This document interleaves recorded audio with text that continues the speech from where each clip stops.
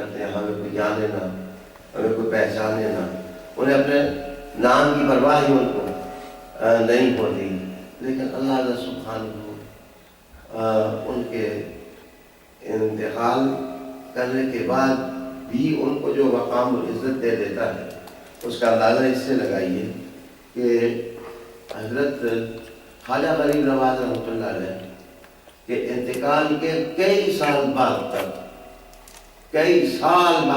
یہ کئی سال سے بڑا درجن سال نہیں ہے، آپ کہہ سکتے ہیں ایک روایت میں 100 سال بعد، ایک روایت میں ہے 50 سال بعد، چلو 50 سال بھی اگر ہوں تو پھر اللہ سبحانہ نے لوگوں کے دل میں محبت ڈالی، تو پھر جس وقت آپ کا بیدار ہونا، لوگ جوک در جوک آنے لگے، تو آرنٹ نے ٹیچنگ آف اسلام کے اندر یہ بات دیکھی ہے کہ وہ اجمیر گیا اور میں وہاں دیکھا کہ ایک شخص ہے وہ مٹی کے نیچے دفنایا ہوا ہے اور وہ لاکھوں زندہ لوگوں کے دلوں پر حکومت کرتا ہے، وہ ہے تو زمین کے نیچے دفنایا ہوا ہے لیکن وہ لاکھوں لوگوں کے دلوں پر وہ حکومت کر رہا ہے۔ ہمیں سراغ لگانا چاہیے، ہمیں سوچنا چاہیے کہ وہ زندگی کے اصول کون سے ہیں، وہ طریقہ کون سا ہے، وہ راستہ کون سا ہے، وہ کون سا میتھڈ ہے، وہ کون سا نظام ہے جس کے پیچھے وہ لوگ چلے اور انہوں نے اپنی زندگیاں وار دیں اور قربان کر دیں، اور پھر اللہ سبحانہ نے ان کو یہ مقام دیا۔ کوئی دنیا کا ڈاکٹر، کوئی دنیا کا سائنسدان، کوئی دنیا کا موجد جس نے کوئی انوینشن دنیا کو دی ہو، وہ اس طرح نہ جی سکا لوگوں کے دلوں میں جس طرح آج شہنشاہ بغداد جی رہے ہیں، جس طرح آج جو ہے وہ داتا علی اجمیری رحمۃ اللہ علیہ تعالیٰ کا اس میں گرامی ہے، وہ دلوں کی حیات بنا ہوا ہے، وہ دل کی دھڑکنوں کے لیے تابندگی کا پیغام دے رہا ہے۔ تو یہ اصول ہے، یہ ہمیں سراغ لگانا چاہیے اور خلوص سے لگانا چاہیے۔ جس وقت انسان کو پتہ چل جائے کہ یہ چیز کہاں سے ملتی ہے، یہ لاحل جو ہے کس گدڑی سے انسان کو میسر آتا ہے، تو پھر میں چاہتا ہوں یہ جو دنیا کی چیزیں ہیں یہ ہیج ہو جائیں، یہ بے قیمت ہو جائیں، بے وقت ہو جائیں، اور انسان کا رخ جو ہے وہ اس طرف موڑ لے۔ اب آئیے میں بتاتا ہوں دوسرے قسم کے لوگ۔ دوسرے قسم کے لوگ وہ ہیں جنہیں تاریخ نے بڑا نام دیا، بہت عزت کمائی، بڑا احترام کمایا، بڑا اعزاز انہوں نے کمائی، بڑی آنر ہے، وہ مشہور ہیں۔ لیکن میں آپ کو بتاؤں کہ وہ جو اس مقام پر پہنچے ہیں، وہ جس محنت اور لگن کے ساتھ وہ لوگ پہنچے ہیں، اللہ کا فضل، اللہ کا کرم، لیکن ان کی محنت اور شبانہ روز جو انہوں نے کوششیں کی، انہیں اس مقام تک پہنچا دیا۔ میں حوالہ دوں گا، مثلاً جورسپروڈنس کی تعریف میں سرخسی کی مبسوط ہے۔ مبسوط ایک کئی جلدوں پر مشتمل یہ کتاب ہے، لوگ پڑھتے ہیں، جو قانون پڑھتے ہیں، قانون دانوں کو پتہ ہے کہ اس کتاب کا مقام کیا ہے، لیکن بہت کم لوگوں کو معلوم ہوگا کہ علامہ سرخسی کو وقت کے بادشاہ نے اٹھا کر اندھے کنویں میں پھینک دیا، اور اس کنویں کے اندر پھینک کر کے صرف صبح کے وقت 2 کھجوریں ان کو دے دی جاتی تھیں اور پانی پینے کے لیے، اور شام کو 2 کھجوریں دے دی جاتی تھیں، اور جس وقت 3 ماہ تک آپ اندر رہے تو بادشاہ وقت نے اپنا بندہ بھیجا اور بھیج کر کے کہا کہ ان سے پوچھو کوئی خواہش ہے جو آپ کی خواہش پوری کی جائے۔ بادشاہ بڑے عظیم لوگ ہوتے ہیں، وہ سزا دے کے پوچھتے بھی ہیں، درد تو نہیں ہوا آپ کو، تکلیف تو نہیں ہوئی آپ کو، جو ہم سزا دے رہے ہیں اس میں آپ نے کیا محسوس کیا ہے؟ آپ پھینک دینا کنویں میں اور کھانا بھی کھانے کے لیے نہ دینا اور 2 کھجوریں دینا اور پھر کہنا کوئی خواہش ہے آپ کی؟ جس کی تکمیل کر دی جائے. یہ دراصل مزاج ہے، طنز ہے کسی آدمی کے ساتھ. تو انہوں نے بھی واہ واہ خواہش کا اظہار کیا.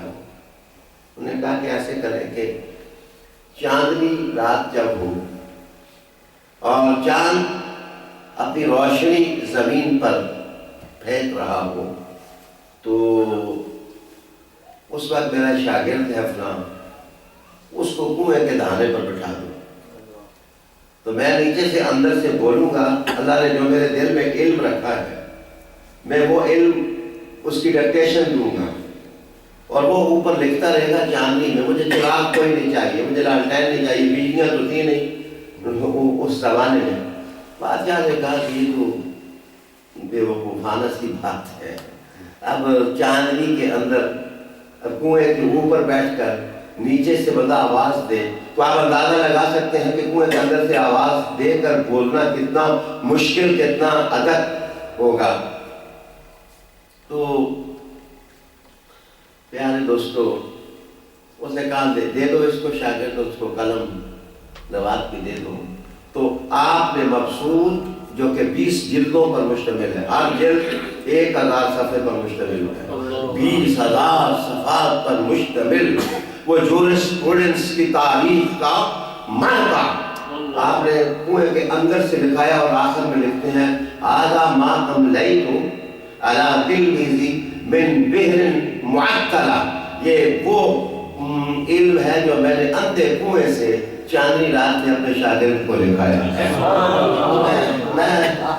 آج جو لوگ پھر مقصود پڑھیں گے تو مجھے بتائیے، ان کو تو اندازہ نہیں ہو سکتا کہ یہ کتاب لکھنے میں کتنی تکلیف اٹھانی پڑی، کتنی مساعی کرنی پڑی، کتنی سٹرگل کرنی پڑی، اور پھر کیا کر کے ہم آپ.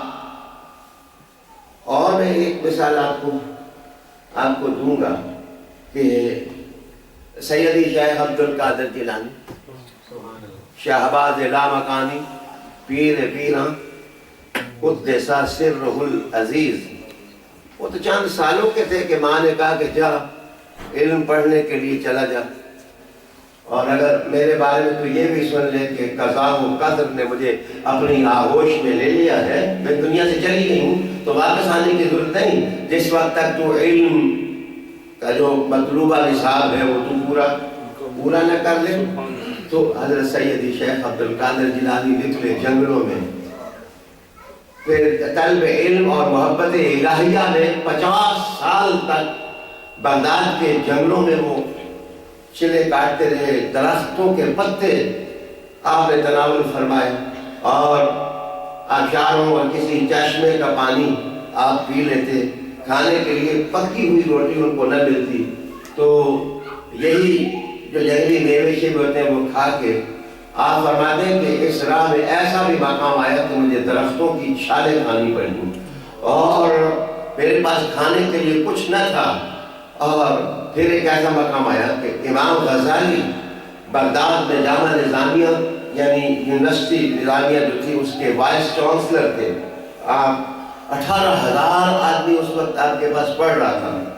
تو آپ نے کہا کہ دنیا کے حالات اچھے نہیں ہیں، مخلص لوگ دین کے لیے کم ہو گئے ہیں، دین کی قدریں جو ہیں وہ مٹتی چلی جا رہی ہیں، اخلاق تباہ و برباد ہو گیا ہے، تقویٰ نام کی کوئی شے کسی کے پاس نہیں رہی ہے، کیریکٹر اجڑ گئے ہیں اور اسیان شہاری اور گناہوں کی آلودگی نے انسان کو اپنے قبضے میں لے لیا ہے. شاید ان انسانوں کی اصلاح ممکن نہیں ہے. آپ بھاگ کے جنگلوں میں چلے گئے اور امام فاروقی رحمۃ اللہ علیہ کی مریدی میں آپ نے کہا کہ یہ راستہ ٹھیک ہے، چپ ہو کر میں اللہ اللہ کروں گا، بس ادھر ہی میں زندگی بسر کر دوں گا. ادھر سے امام غزالی بغداد سے نکلے، ادھر سے شیخ عبدالقادر جیلانی داخل ہوئے اور داخل ہونے کے بعد دریا کے کنارے جو پہلا خطبہ دیا اور اس میں اتنا بلبلا تھا کہ لوگوں مایوس نہ ہونا، کہ اب دین کی بنیادیں کوئی تعمیر کرنے والا نہیں ہے. جس کا کام تھا اللہ نے اس کو بھیج دیا ہے. عبد القادر تمہارے سامنے ہے. جو ناممکن ہے وہ ممکن ہوگا, جو مشکل ہے وہ آسان ہوگا. تم اٹھو اور اے ستاروں تم آ جاؤ, اے پہاڑوں تم آ جاؤ, اے صحرا کے ذروں تم آ جاؤ. عبد القادر تمہیں دین محمد صلی اللہ علیہ وسلم کی بنیادیں تعمیر کرنے کی دعوت دے رہا ہے. جناب دوستوں, پھر دنیا نے دیکھا کہ ایک دن 30 ہزار لوگ جو ہے وہ اپنا مذہب چھوڑ کر کے دائرہ اسلام میں داخل ہو رہے تھے. تو مجھے بتائیے کہ ایک دن کی بات تو نہیں ہے کہ آج گلی کوچوں میں آواز آتی ہے غوث اعظم, کہیں آواز آ رہی ہے غریب نواز, کہیں آواز آ رہی ہے داتا علی اجمیری. یہ ایک دن کی بات نہیں ہے. یہاں صحرا نوردی ہے, یہاں آبلہ پائی ہے, یہاں راتوں کے جگراتے ہیں, یہاں قربانیاں ہیں, یہاں بھوک ہے, یہاں پیاس ہے, یہاں بچوں سے دور ہو جانا ہے, یہاں گھر بار چھوڑ دینا ہے, یہاں دیار سے ہجرت کر جانا ہے. جس میں بندہ محنت کے راستے میں نکلتا ہے تو اللہ جو جزا عطا فرماتا ہے, نہ پیروں نے دیکھی ہوتی ہے نہ پچھڑوں نے دیکھی ہوتی ہے. تو علی جناب دوستو, میں عرض کر رہا تھا کہ یہ دوسری قسم کے لوگ ہیں, ان میں سائنسدان بھی ہیں. ایسا نہیں ہے کہ یہ مار کے جو ہے وہ ہماری طرف کے لوگوں نے دنیا میں جس شخص نے محنت کی ہے اس نے پھل پایا ہے. لیس للانسان الا ما سعی. جو سٹرگل کرتا ہے وہ ڈیسٹینیشن کو چومتا ہے, وہ پہنچتا ہے. لیکن کچھ عرصہ سے میں امت مسلمہ کا معاملہ دیکھ رہا ہوں کہ ہم خوابیں زیادہ دیکھتے ہیں لیکن محنت ہم کام کرتے ہیں, سٹرگل ہم کام کرتے ہیں, اور ہم چاہتے ہیں کہ فطرت جو ہے وہ خود انعام جو ہے ہماری گودی میں ڈال دیتا ہے. اللہ تعالیٰ ایسے بھی نہیں ہے کہ اللہ تعالیٰ عطا نہ کرے, لیکن بہرحال محنت کا راستہ اختیار کرنا, اپنی نسلوں کو محنت کروانا, اور نالج, انفارمیشن اور عمل اور درد اور محبت, اس چیز کو ہمیں منشور حیات بنانا پڑے گا. تو اللہ تعالیٰ سبحانہ منزل بھی نصیب کر دے گا. لیکن میں نے کہا یہ دوسری قسم کے لوگ ہیں جو آپ دیکھیں گے کہ جنہوں نے عظمتیں پائی ہیں, ترقیاں کی ہیں. ایک تیسرے قسم کے لوگ بھی, وہ جو تیسرے قسم کے لوگ ہیں, میں عرض کروں کہ وہ بابا لوگ ہیں. وہ کہا جا سکتا ہے کہ جس کو سن آف اپرچونٹی, کہ اتفاقات ہوتے ہیں ایسے کہ وہ اتفاقات بندے کو جو ہے وہ کہاں پہنچا دیتے ہیں. وہ بظاہر کوئی سبب جو ہے وہ نہیں بتاتا کہ یہ چیز ٹھیک کر دے گی, بڑا کر دے گی یا نہیں. بس جس کو ہماری زبان میں, آپ کی کشمیری زبان میں کہتے ہیں کہ کو بین لات لگی تو لڑکوں بھی سیدھا ہو گیا. بعض اوقات لات لگتی ہے اور بندہ جو ہے وہ نیکر اس کو جو ہے وہ اچھی منزل پر جو ہے وہ پہنچا دیتی ہے. اور یہ اللہ تعالیٰ کا فضل ہوتا ہے, یہ اللہ تعالیٰ کا احسان ہوتا ہے, یہ اللہ تعالیٰ کی رحمت ہوتی ہے. اچانک مجھے یاد آئی کہ میرے والد گرامی رحمۃ اللہ علیہ تعالیٰ بچپن میں جب 7 سال کے تھے تو ان کی نظر چلی گئی, اور دنیا کا کوئی ڈاکٹر اس وقت کا جو تھا وہ ہمیں نہ چھوڑا. میرے دادا جی نے علاج کرایا گیا, کیونکہ ایک ریاست کے وہ اس وقت کے حکیم تھے, خود بھی حکیم تھے, طبیب تھے. علاج کر کے لیکن ان کی نظر اور خراب ہوتی چلی گئی اور بالکل آپ کو نظر نہ آتا تھا. ایک دن میں میری دادی اماں کی گود میں تھے, تو دادی اماں میری جو ہے وہ, ہم جو سرحد کے لوگ ہیں اور زیادہ کوئی نشہ نہ بھی کریں تو نسوار ضرور ڈالتے ہیں. یہ تو خیبر پختونخوا میں ایک عام سی چیز ہے. تو دادی اماں میری نسوار ڈالتی تھیں, تو میرے والد صاحب نے ہاتھ مارا تو ان کی نسوار کی ڈبے سے نسوار ان کی آنکھوں میں چلی گئی. وہ نسوار آنکھوں میں چلی گئی تو الحمدللہ دونوں آنکھیں ٹھیک ہو گئی. وہ دیکھنے لگ گئے. اب یہاں پر کوئی ڈاکٹر جو ہے وہ تو اس کو ریکمینڈ نہیں کرے گا کہ نسوار ڈالنے سے نظر ٹھیک ہوتی ہے. نسوار ڈالنے سے نظر نہیں ٹھیک ہوتی ہے, یہ دراصل لات ہے جو کپڑے کا گول سیدھا کر دیتا ہے. اور یہ دنیا میں آپ دیکھیں گے کہ ہنڈریڈس کے ساتھ سے ایسی چیزیں ہوں گی کہ اس میں نہ آپ کو لاجک نظر آئے گی, نہ آپ کو فلاسفی نظر آئے گی, نہ آپ اس کی ریزننگ کر سکیں گے, نہ آپ اس پر دلیل لے سکیں گے, لیکن وہ ہو جائے وہ ہو. اور اس قسم کے میں انگلینڈ کے اندر یہ گفتگو کر رہا ہوں، یہ جتنے جنوں کی کہانیاں آپ انگلینڈ میں جتنی کہیں بھی دنیا میں نہیں ہیں، اگر آپ ان کا پرانا ادب آپ اٹھا کے دیکھیں، ان کا فکشن پڑھیں، ان کا لٹریچر پڑھیں، دیووں کی کہانیاں، جنوں کی کہانیاں، وہ روشن دان سے کوئی ایک ڈرونی سی شکل اندر داخل ہو گئی، وہ جی روٹی چرا لی گئی جی، پانی غائب ہو گیا جی، بستر ہل رہا ہے جی، اور یہ ہو رہا ہے.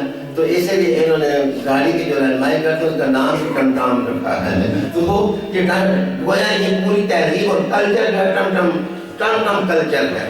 اور اس کو آپ جتنا ڈیپ ہو کے اسٹڈی کریں گے، ضعیف الاعتقادی اس میں زیادہ ہوگی، اس میں اور بندے کو توہمات کی طرف جانے والے جتنے جادو ٹونوں کے اشتہار سے انگلینڈ میں شائع ہوتے ہیں، کسی دنیا کے اخبار میں شائع نہیں ہوتے ہیں.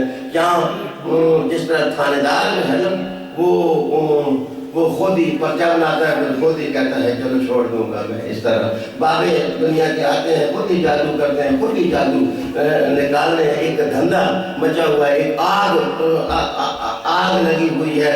میرے خیال میں یہ جو آگ لگی ہوئی ہے یہ کسی جادو ٹونے کے لیے، یہ آپ کے پونوں کی لگائی ہوئی آگ ہے. اس کا ایندھن جو ہے یہ ہے کہ جتنے بال ہوتے ہیں اتنے ہی عقیدے خراب ہوتے جا رہے ہیں، اتنا ہی بندہ بہتتا چلا جا رہا ہے، بگڑتا چلا جا رہا ہے. جو صحیح تصوف ہے، اللہ جو صحیح معنوں میں ہے، اللہ والے جو صحیح معنوں میں ہے، جو نظر سے حضور کے آسمان پر پہنچا دیتے ہیں، اور میرا مصطفیٰ خدا ہے پہنچا دیتا اللہ کی ہے، ان اصحاب نظر کی ضرورت ہے. واپس آئیے. تو میں نے کہا کہ اپرچونٹی انسان کو کہاں سے کہاں جا پہنچاتی ہے. اب آئیے میرے دوستو، یہ تین قسم کے لوگ آپ کے سامنے لانے کے بعد اب میں آیت آپ کے سامنے پڑھوں جو قرآن مجید کی میں نے پڑھی ہے. آئیے تلاش کرتے ہیں کہ قرآن مجید ہمیں کیسے گائیڈ کرتا ہے کہ ہم کس طرح ایک زبردست ڈیسٹینیشن پر پہنچ سکتے ہیں، اپنے آپ کو ٹھیک کر سکتے ہیں، اپنے معاشرے کو ٹھیک کر سکتے ہیں، اپنی نسلوں کو ٹھیک کر سکتے ہیں، اپنے ماضی کو خوبصورت بنا سکتے ہیں، اپنے مستقبل کو ہم میٹھا بنا سکتے ہیں. قرآن حکیم فرقان مجید پہلے تو ایک کمٹمنٹ کی بات کرتا ہے، وہ ٹھیک ہونی چاہیے. دیکھیں، آپ کمپیوٹر میں بھی جانا چاہیں تو آپ کو پاسورڈ کی ضرورت ہوتی ہے. اگر وہ نہیں ہے تو آپ کمپیوٹر کی دنیا کو مسخر نہیں کر سکتے، آپ کچھ بھی نہیں کر سکتے. آپ کے امیگریشن کی تاریخ میں جناب اگر آپ نے لیپ ٹاپ اٹھایا ہوا ہے تو پہلے آپ کے امیگریشن والے پوچھتے ہیں آپ پاسورڈ تو بتا دیں کہ وہ کیا ہے، پھر وہ آپ کی دنیا کے اندر وہ آ سکتے ہیں. تو مجھے بتائیے، ترقی کا بھی ایک پاسورڈ ہے.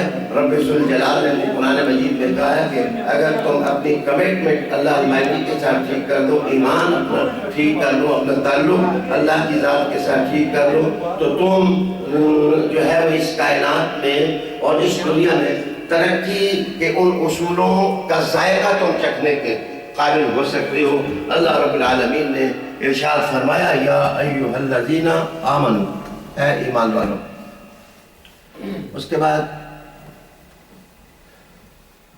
ایک پرابلم ہے کہ میں اگر شروع کروں یہ آیت لندن سے خطاب کرتے ہوئے تو ایک ہی آیت پر میرے 15 دن 20 گزر جائیں گے، اور